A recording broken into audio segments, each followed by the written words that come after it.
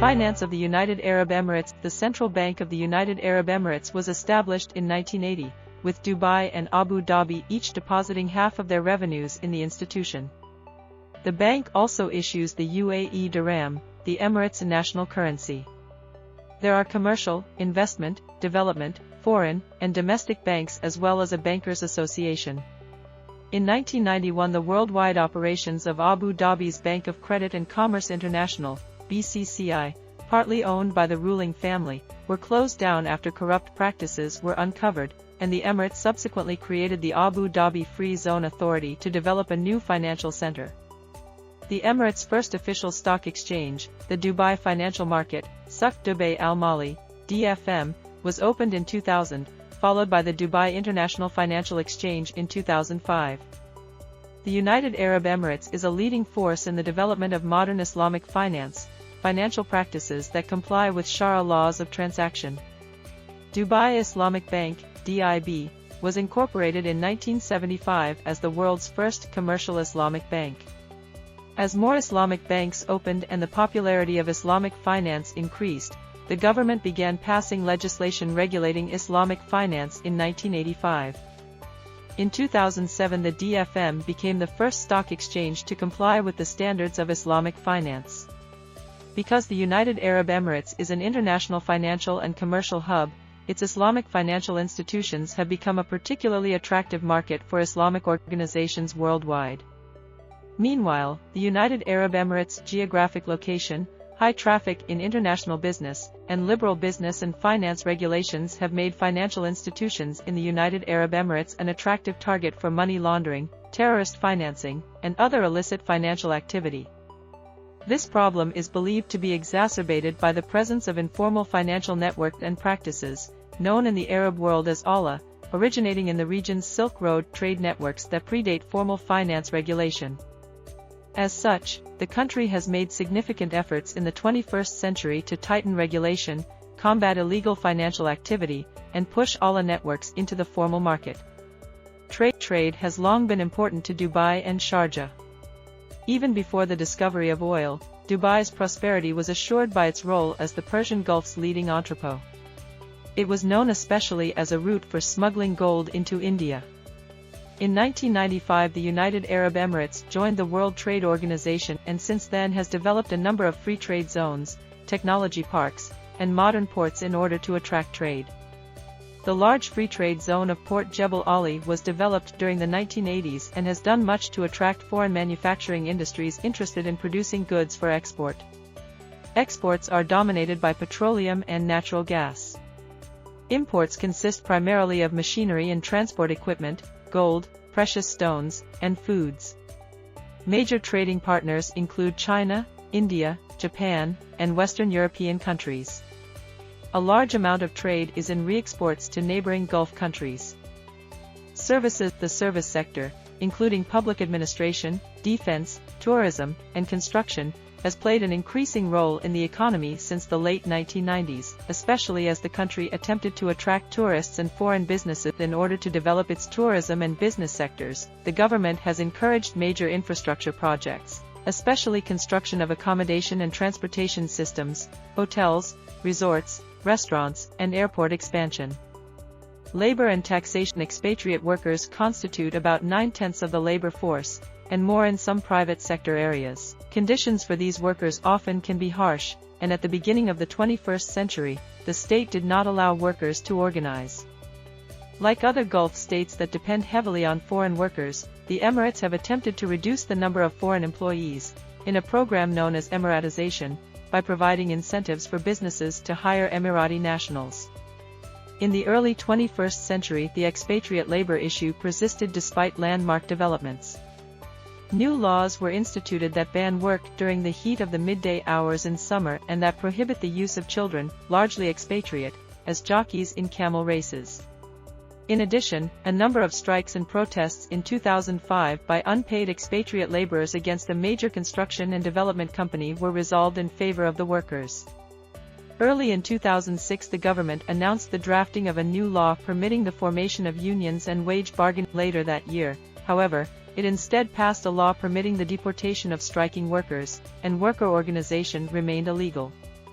The government gradually granted additional protections and rights to workers over the years, though it was not until 2017 that the United Arab Emirates labor laws met the minimum standards of the International Labour Organization. There is no income tax in the United Arab Emirates, and corporate taxes are only levied on oil companies and foreign banks. The bulk of government revenue is generated from non-tax incomes, largely from the sale of petroleum products, but the government has begun supplementing its revenue with consumption taxes. An excise tax on carbonated beverages, energy drinks, and tobacco products was implemented in 2017. In 2018, the United Arab Emirates, in coordination with other Gulf countries, implemented a value-added tax for most goods and services. Transportation and telecommunications, an excellent road system, developed in the late 1960s and 70s, carries motor vehicles throughout the country and links it to its neighbors. The addition of a tunnel to the bridges connecting Dubai City and the nearby commercial center of Deira facilitates the movement of traffic across the small saltwater inlet that separates them. The cities of Abu Dhabi, Dubai, Sharjah, Ras Al Khaimah, Fujairah, and Al Ain are served by international airports. A second airport opened to serve Dubai in 2010. The older airport at Dubai is one of the busiest in the Middle East. The Federation has a number of large and modern seaports, including the facilities at Dubai's Port Rashid, which is serviced by a vast shipyard, and Port Jebel Ali, situated in one of the largest man-made harbors in the world and one of the busiest ports in the Gulf.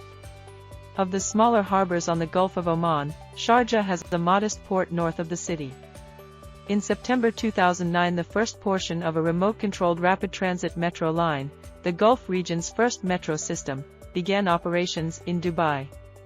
Additional public transit projects, including monorail service in Abu Dhabi and linkages to the Saudi rail networks, have been planned as well. Construction of a railway connecting all 7 Emirates began in 2012. The section between Abu Dhabi and Dubai was completed in 2022. A Hyperloop system is likewise planned to connect Abu Dhabi and Dubai. The state-controlled Emirates Telecommunications Corporation, known as Etisalat, ETILT, is a major telecommunications provider in the country. Radio, television, telephone, and cellular telephone service is prevalent and widely used. In 2000, Etisalat began providing internet service, and the Emirates soon had one of the largest subscriber bases per capita in the Middle East. In 2005, a second licensed operator, Emirates Integrated Telecommunications Company, DO, began providing telephone and high-speed internet service, and in 2006 they reached an agreement with Etisalat to link their networks. Government and Society Constitutional Framework. The highest governmental authority is the Federal Supreme Council, which is composed of the quasi-hereditary rulers of the 7 Emirates. The President and Vice President of the Federation are elected for 5-year terms by the Supreme Council from among its members. The President appoints a Prime Minister and a Cabinet. The unicameral legislature, the Federal National Council, is an advisory body made up of 40 members appointed by the individual Emirates for 2-year terms.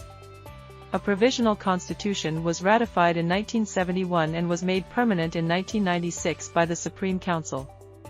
Local government. The United Arab Emirates has a federal system of government, and any powers not assigned to the federal government by the constitution devolve to the constituent Emirates. Generally, the distribution of power within the federal system is similar to those in other such systems.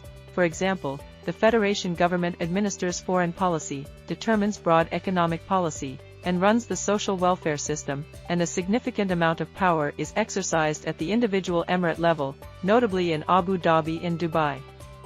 Justice. The Constitution calls for a legal code based on Sharia, Islamic law. In practice, the judiciary blends Western and Islamic legal principles. At the federal level, the judicial branch consists of the Union Supreme Court and several courts of first instance. The former deals with emirate federal or inter-emirate disputes and crimes against the state, and the latter cover administrative, commercial, and civil disputes between individuals and the federal government.